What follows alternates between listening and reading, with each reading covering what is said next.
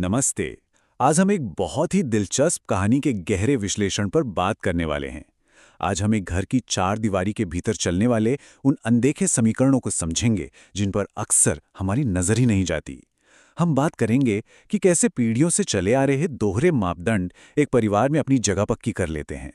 और सबसे खास बात, हम इस पूरी कहानी को एक सास के नज़रिए से देखेंगे, जो कभी इन सख्त नियमों की सबसे बड़ी रक्षक थी, लेकिन फिर वो एक बहुत ही हैरान कर देने वाले बदलाव से गुजरती है। तो चलिए शुरू करते हैं।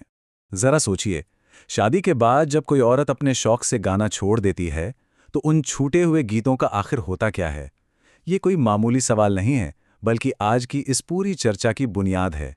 ये एक ऐसा गहरा रूपक है जो एक उम्रदराज महिला की अपनी पहचान खोने और फिर उसे वापस पाने की पूरी कहानी बयां करता है। भाग 1। पारंपरिक माँ। रात के 12 बज रहे हैं और एक माँ अपने 32 साल के बेटे के इंतजार में जाग रही है, छत की कड़ियां गिन रही है। ये सीन उनकी उस पारंपरिक मानसिकता का एकदम सटीक उदाहरण है। उनके नजरिए से अगर देखें तो वो बेटे की बेगाम आज़ादी को चुपचाप स्वीकार कर लेती हैं, महज इसलिए क्योंकि वो एक लड़का है और बदले में एक माँ के रूप में चिंता का सारा भारी बोझ वो अकेले ही उठाती हैं। और तभी पिता का ये बयान सामने आता है, प्राइवेसी और राज में फर्क होता है, और राज घर में नहीं रखे जाते। ये कड़ा एतराज उस सख्त माहौल को साफ साफ दिखाता है जिसमें इस माँ ने अपनी पूरी जिंदगी निकाल दी है, जिसे उन्होंने अपना सच मान लिया है। और यही वो बैकग्राउंड है जो आगे चलकर इस कहानी में एक बहुत बड़े टकराव की वजह बनता है। भाग 2। भूला हुआ रेडियो। अब यहाँ दो पीढ़ियों का अक्स बिल्कुल आमने सामने है। ये बहुत ही इंटरेस्टिंग है। एक तरफ सास का वो पुराना रेडियो है जो शादी के बाद जाने कहाँ खो गया, और दूसरी तरफ नई बहू राधिका का म्यूजिक सिस्टम जो अभी डब्बे में ही बंद है। राधिका का ये सिस्टम ना उस उम्रदराज महिला के भीतर कहीं बहुत गहरे दबी अपनी खोई हुई आवाज़ और शादी से पहले के गाने के शौक की एक मीठी लेकिन दर्द भरी याद को जिंदा कर देता है। लेकिन अब देखिए होता क्या है। बेटे का गिटार जिस पर महीनों से धूल जम रही है, वो उसी के कमरे में शान से रखा रहता है, लेकिन बहू के म्यूजिक सिस्टम को जगह की कमी का बहाना देकर स्टोर रूम में डाल दिया जाता है। ये इस बात का एकदम जीता जागता सबूत है कि कैसे घर में पुरुषों की चीज़ों को महिलाओं की खुशी से हमेशा ऊपर रखा जाता है। एक ऐसा नियम जिसे सास ने अब तक बिल्कुल नॉर्मल मान लिया था। भाग 3। खामोशी सौंपना। जब राधिका एक 3 महीने का पार्लर कोर्स करना चाहती है तो उसे कुछ इस तरह से टोका जाता है, तुम्हारे पास घर है, खाना है, कपड़े हैं, बच्चा है, भला कमाने की क्या जरूरत है? हर माँ ये थकान सहती है।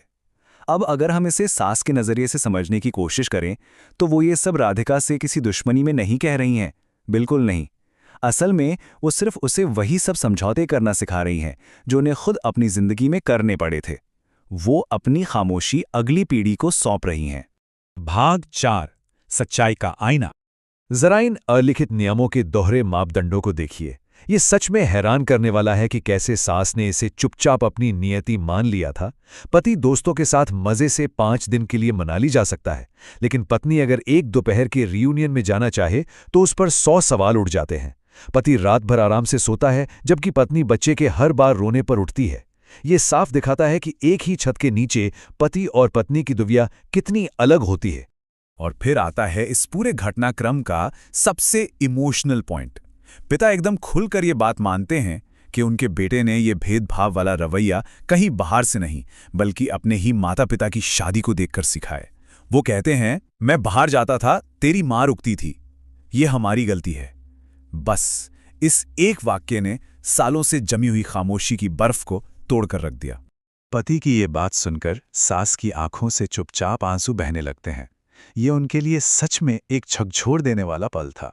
उन्हें अचानक ये एहसास होता है कि अपनी खुद की बंदिशों को बिना सवाल किए मान लेने की वजह से उन्होंने अनजाने में अपनी ही बहू के लिए भी एक पिंजरा तैयार करने में मदद की है। अपनी ही इस भागीदारी का ये एहसास उनके लिए बेहद दर्दनाक होता है। भाग 5। अपनी आवाज पाना। बिना किसी गिल्ट के रियूनियन में जाना, घर के कामों को लेकर अपनी बाउंड्रीज तय करना और किचन में रोटियां बनाते हुए एकदम खुलकर गुनगुनाना। राधिका की ये छोटी छोटी बगावतें ना इस घर में एक जादू की तरह काम करती हैं। ये सास को दिखाती हैं कि अपने शर्तों पर जीना आखिर कैसा होता है, और देखते देखते घर का पूरा माहौल ही बदलने लगता है। अगर हम इस सास के पूरे सफर को देखें तो ये उनके विचारों और मानसिकता के विकास की एक बहुत ही शानदार कहानी है। दशकों पहले जो महिला पड़ोसनों के साथ खुशी खुशी गाती थीं, वो शादी के बाद अपना रेडियो ही भूल गई। कुछ ही महीने पहले उसने राधिका को भी चुप रहना ही सिखाया था।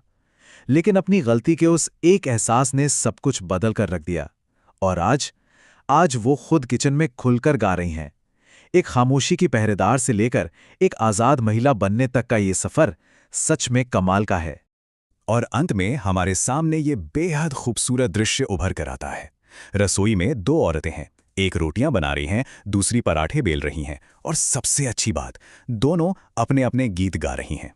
बड़ी उम्र की महिला को आखिरकार ये समझ आ ही गया कि उन्हें जिंदगी भर सिर्फ एक मूक दर्शक बनकर नहीं रहना है। पितृसत्तात्मक नियमों को तोड़ने से न सिर्फ घर के बाकी लोगों को, बल्कि खुद उन्हें भी कितनी आज़ादी और सुकून मिलता है। तो इस पूरी चर्चा को खत्म करते हुए एक बहुत ही गहरा सवाल हम सबके सामने है। हम आज अपनी कौन सी भूली हुई आवाज को वापस ला सकते हैं? ये विचार हमें ये याद दिलाता है कि उस संगीत को, उस शौक को वापस अपनी जिंदगी में लाने में कभी देर नहीं होती, जिसे शायद हमने सालों पहले किसी पुराने बक्से में बंद कर दिया था। सोचिएगा जरूर।